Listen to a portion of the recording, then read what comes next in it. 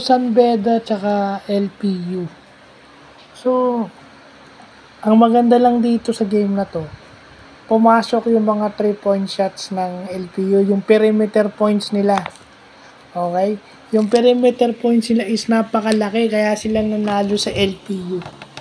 Tumama yung mga 3-point shots. At ang advantage nun, pati yung kanilang mga big man, si Andrada is a big man, pumapasok yung mga tira niya sa 3 points.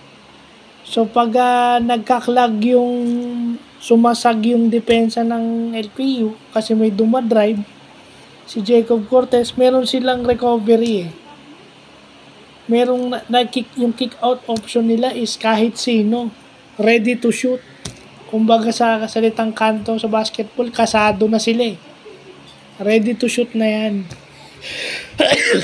Meron naman na ganong sistema, pero kahit na anong itira nila, hindi pumapasok. May may ganun. May game na pumapasok, may game na hindi. Pag pumapasok yun, ang laki ng lamang sa kalaban. Nakakagawa ng distansya sa kalaban. So kahit humabol yung kalaban, dahil malaki yung perimeter points, most specifically 3-point shots, kahit na anong dikit nila, lumalayo dahil doon sa tira. Kumbaga dumidikit yung kalaban, na ilalayo nila ulit. Yun eh kung pumapasok yung tira mo. Eh, kagaya nung nangyari ngayon. Kasi kung hindi, dikit lang dapat yun eh. LPU pa, gusto nila yung mabilis ang laro. So saglit lang niya makahabol.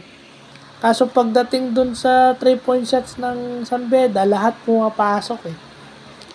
So doon sila nahirapan dahil pumapasok yung tira ng San Beda. Yung perimeter points.